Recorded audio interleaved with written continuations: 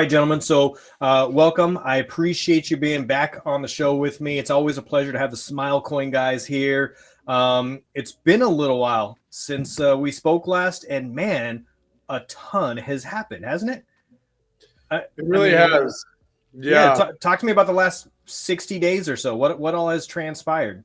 Well, we've been putting the algorand Foundation grant to work is what's been happening. A lot of this would not be possible without the amazing support system that we get from not only the algorand Foundation and their executives, but from the developer advocates and just the excitement of other people in the community to help out. And so, we've had, things in engineering, you usually double or triple original estimates for delivery, but due to the amazing community and, staff at Algorand, we've just absolutely blown our original timeline out of the water.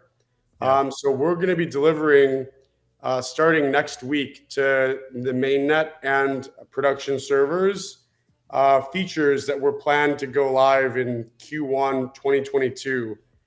So we've made a lot of progress on things like staking and APY yielding, APY returns, as well as our free lottery and spin games. In addition to the core functionality of the Smilecoin portfolio, which acts as a central repository for all of your prediction, iGaming, fantasy interactions, first with Grin Gaming and soon with 4 other companies whom we are slated to do integrations with, in the near future here. So we're using Grin Gaming as the first sort of implementation, and we're getting all of the steps documented, validated, verified. We're hardening our APIs, our private APIs for our other platforms in the network. And once we fully get all of this functional on Grin Gaming, which should be happening by the end of next week. And when I say fully functional, I mean you can use Smile to enter contests. You can use Smile as a payout mechanism, and everything happens on chain. So every time you enter a contest or get paid out from a contest, we know that transaction has happened. That all filters through to your portfolio view, which gives you real-time analytics on your performance across different sports, content types, and gives you a full visualization of where your money is going and coming from, which, as far as we know, is not offered by any other platform, blockchain or otherwise. A lot of these prediction platforms are really black boxes. People use them as income generating tools, but there's no infrastructure to allow these players to actually manage and forecast their returns. And so we're very excited to be delivering the first product of its kind. And we're absolutely thrilled that it's built on Algorand. That's awesome. So for those who haven't seen like the previous times that you've been on the show, so you came on obviously with the YLDY team to announce the part of the ASA Alliance partnership, and almost 9 weeks to the day, I think we were on ALGO Fest together. I had the pleasure of interviewing then, and then a couple of weeks before that, I think was the first time I met both you guys. Or actually, I think at that point in time, I think it was just Taj actually hopped on with me, and at that point in time, you hadn't even gotten the Algorand Foundation grant money wrapped up yet. In fact, I think Taj he wanted to say it was coming, but couldn't even release the information yet, right? And so to see, from that to this, I'll be frank, I underestimated you guys, and I think a ton of people in the community did too. So kudos to you for doing what you've done in such a short amount of time. Because literally, it seemed like it was a cool idea, but I was like, yeah, look at the roadmap, a bunch of this stuff, it's going to be years down the road, in the works. And now when we look at, I'm like, oh man, like these guys are like on top of it. You've got, some real, production has gone into this to create that interoperability that you're just talking about. It's fantastic to watch. And then along the way, you get some really cool stuff like, wrapped cars and, getting to see your coin go live on Mexi, checking out the staking pools, all that stuff happened. It almost seems like rapid fire. But what I want to do is kind of just rewind a little bit to, 90 days ago, or maybe even a little bit further, and figure out, okay, the community wants to know, how did this happen? How did this start? What was the initial funding like? What was that process like to get up and running? Because there's a bunch of other people who are going to try and emulate what you've done in some way, shape, or form. And, curious minds want to know, how did it start? Well, there's no replacement for hard work. And, when you see a vision as clearly as we do and a need for a service like this, things just kind of come together. It's a combination of art and science. And so, where does the original inception or work product start from? It's all from passion. And we're doing this to build value and solve problems. And we see this vision out years into the future. And so as far as we're concerned, we've only made a dent in this problem. Now publicly, we're making good on our roadmap, our public roadmap, well ahead of schedule. But there is a deep amount of future development that's not public that we're setting ourselves up for right now. And we're working with some very cool partners in the background who are going to be extending the network. And, there's even use cases that we're probing outside of iGaming and prediction markets for other gray market industries who are underbanked and under payment processed. And, I just can't emphasize enough how amazing the algorand blockchain and community is. It really is the future of finance. And I see most major DeFi projects living within the algorand ecosystem. And we welcome other people to take a bite at the apple. We are committed to solving the problem and delivering real value to people who work hard for their money. It's not fair that these intermediary custodians, aka banks and payment processors, are taking such exorbitant fees. It literally puts people out of business, and that doesn't sit right with us. So we're on a mission to evangelize lower cost, more transparency, higher security, and faster transactions for everybody. That's fantastic. When you were first getting started, did the token sale accelerate because it did so well? Did it accelerate your plans? Did it enable you to go out and spend more on resources? Did that have any play in it at all? Or, what resulted in that? We are playing the long game here. So we don't get caught up in day-to-day, market movement or demand for coins. Sure, that's a nice thing to have, but we know that like Noah, if we build the boat, people will come aboard, and we're focused on building the boat, not counting the number of people queuing up in line to take a seat. Yeah, and then I would just add to that, Nick and I have obviously been building too in the gaming industry for a number of years, and we started bootstrapping this project, and we design and develop lightning fast, and being unencumbered by payment processors and third-party entities like PayPal and Stripe, we've been able to hit the ground chain, and we've been bootstrapping this product the whole time, and we were going to build this and deliver it to market with or without funding. We didn't want to waste time raising money from venture capitalists. We didn't want all of our tokenomics to be eaten up by early stage investors. So we started building this, and really the Algorand Grant Foundation was sort of the gasoline to the fire that's helped, accelerate all of this. But we've, everything is grassroots. We've bootstrapped this all. We've spent $0 on marketing to date. And really, we're just letting the technology, the team, and the community, push us forward. So that's really what's, the driving force behind all of this. Right, it's great. So there's this perception in the community, and not from your community in general, but from the wider community, I think, that token sales just create, you're automatically millionaires, and then, all of a sudden you get to go buy, all of this technology and developers and what have you. But Emily, your community manager, she's fantastic. She gathered up some questions from your Telegram group, I think. And one of the common questions that comes up is, well, was there a private token sale? Can you talk to us about allocation? Is that information you're willing to share? What can you or can you not tell us?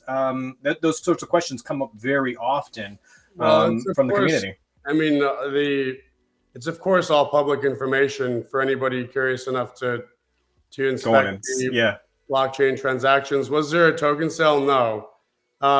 Again, we don't worry about the the net asset value of or the market cap of the token today, because what exists today is not what our mission is, right? Mm-hmm. So we are internally ahead of the market, ahead of public perception. And, we have a quiet confidence in what we're doing. And we know, as Taj mentioned, over time, as we build value, that the market will speak for itself. And, early backers of the project will be rewarded handsomely for their early support in purchasing tokens, either from MEXC or earning them from Grin Gaming. And, the first token of that appreciation is going to be in the form of a 30% APY daily staking return for holding Smilecoin on chain. And all of the staking rewards will be fully visible in your Smilecoin portfolio view. So you know exactly what you're earning, when you're earning it, and how your money is working for you. So, that's awesome. Yeah, I mean, but to answer the question more directly, there is, and I guess it revolves around tokenomics. I mean, we're fully transparent about all of the, ownership and transfers, and we're happy to have anybody who's curious to look at the blockchain. The public tokenomics that we've released are the true tokenomics. We have, accounts that satisfy those percentages of the 10 billion in circulation. And so, yeah, if anybody has a specific question, they can feel free to reach out to me personally on Telegram, or I would encourage them to go to algoexplorer.io. And just check it out. Yeah, I think the people that ask those questions and oftentimes just haven't done any of the research yet, and either they didn't know how, or for whatever reason, they just post these questions. So it's good to get that information out there. It's completely understandable. And as somebody, if I were new to crypto or the ecosystem, I would ask the same thing. So yeah, I think it's great that you guys are accessible too. If anyone has a question, they can reach out to me on Telegram. I'm happy to respond. Just don't give me some scam offer about a exchange listing. Yeah, right. I mentioned you see a bunch of those now. Yeah. The only other thing the impetus of us listing on a public exchange like MXC was literally because of how vocal the community was, and we just wanted to make our project accessible to more people, right? And I know there's a lot of questions as well about distribution and vesting periods. I will say that a vast majority of tokens are under lockup for between 9 to 12 months. And so we have those internal, vesting periods in place. And as Nick said, we're fully transparent, and you can always DM us or message us about anything. And as well, of course, again, everything's transparent on the blockchain, so people can, we're transparent about it all and answer questions about it at any time. And that's a good point. I mean, many of the internal team distributions are, as Taj mentioned, those accounts are frozen for between 9 and 12 months. So nobody's looking at this as a get rich quick scheme. I realize that many people, or some at least in the industry, are here for that. But I can tell you from the bottom of my heart that we're just a bunch of hardworking individuals who get more gratification from solving real world problems that impact individuals in a positive way than we are on looking at our algo wallet or coin market cap portfolio and checking the value. I don't plan on selling majority of my tokens for 10 years, right? I mean, we're very much playing the long game here. And, we have a track record as individuals and as a company of solving big problems successfully. And so we're investing in ourselves, and by proxy, looking to reward early backers and, people who share the same vision as us. That's awesome. Earlier, you mentioned something about staking and getting 30% APY. Is that public info? Is that new info that we learned? I don't remember seeing that anywhere. Yeah, it's hard to keep track, man. We're just. I think we published it on Twitter. Did you? Okay. Yeah, we don't have an internal PR marketing team. I'll double check myself, but it should be public. If not, this is a perfect place to announce it. It is now. All right, that's awesome. Some other questions we get from the community revolve around coding. So do you have any plans to have anything open source at any point in the future? That's a good question. I think eventually, as we onboard new network partners and we stress test the security and build out auxiliary functionality, eventually, yes, we will have a drop-in SDK that prediction platform XYZ can integrate into their Python, JavaScript, Go code base, and basically just call smilecoin.pay, smilecoin.receive, smilecoin.stake, right? And so eventually it will be open source insofar as it's used as a resource by other companies who face the same banking and payment processing issues that thousands of US companies face against the PayPal and Stripe mafia, who are corrupt and antiquated institutions, along with the credit card companies who hold these moralistic views that are counter to federal law. For reasons that are still unknown to me, there is just this huge gap of the market that is underserved. And I brought this up in our previous discussion that the OnlyFans debacle is a great example of this, right? There's this loud minority of moralistic people who, for some reason, are offended that their credit card also allows people to earn money on OnlyFans. It makes no sense. And when something doesn't make sense, a crypto solution is oftentimes a way to justify or to make right a situation that the traditional old school institutions are not doing correctly. And so we see a huge opportunity here, again, for the company and the business, but more importantly, for hardworking people who don't want to see their hard-earned money go into the pockets of multi-billion-dollar publicly traded financial institutions who don't give a damn about them. Mm-hmm. Yeah. And then I'll just add one thing on the open source. I think, as entrepreneurs, we're, pretty valuable IP here. And from a security perspective at this stage, we're not going to really open up the hood, so to speak. But we generally have an open source ethos about this kind of thing. And long-term, we'll evaluate those types of SDKs, as Nick mentioned. But first and foremost, we want to pull up the rope, so to speak, a little bit, do good by the current community, the current investors, the current team to really deliver a product that's valuable and differentiated. So at this stage, not everything's open source, but that is generally our ethos. So we're certainly keeping that in mind as we scale.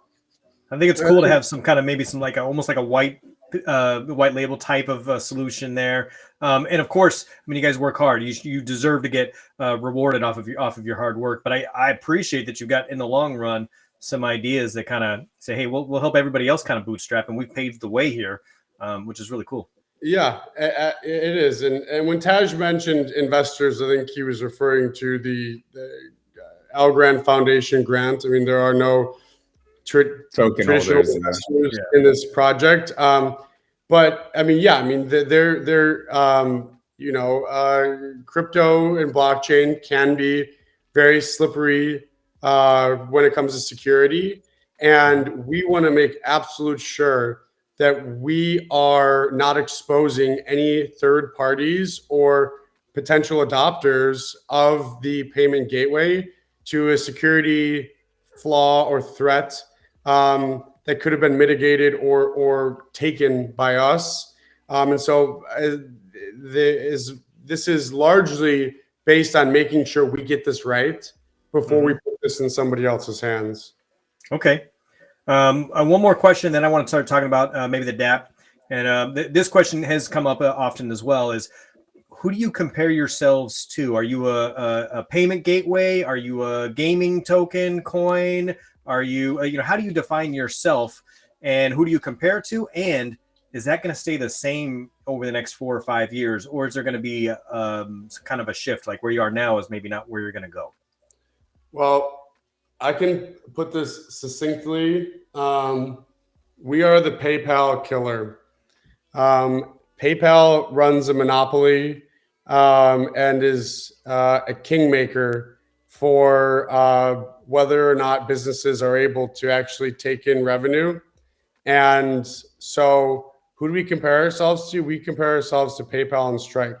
Now, with the advent of the blockchain, there are other, call them freebies, right? We can do so many things on chain instantly that a company like PayPal, who operates through credit card networks, can't do, right? The algorand blockchain has a theoretical upper limit of 45,000 transactions per second.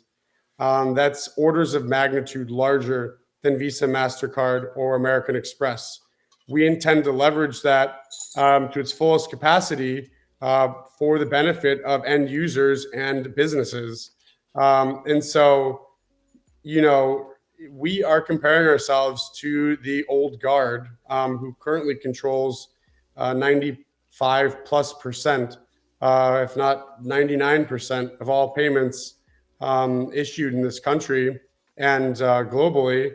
So, we're not going to stop until a business comes online and seriously asks themselves, do I want to go with PayPal or do I want to go with Smilecoin?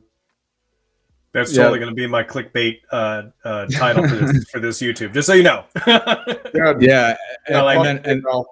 And then I just add to that, because we are harnessing the power of the blockchain and specifically algo chain, we have the resources, since we're not dealing with all that administrative overhead and all of those centralized components, to spend time developing blockchain games like lottery, slots, etc., to onboard network partners. So we've got those additional resources just because of the scale and simplicity of the blockchain to invest in those other sorts of things that are going to position us as the kind of the global casino of algorand. But yeah, of course, first and foremost, we do view ourselves as, as Nick said, the PayPal Stripe killers. Right.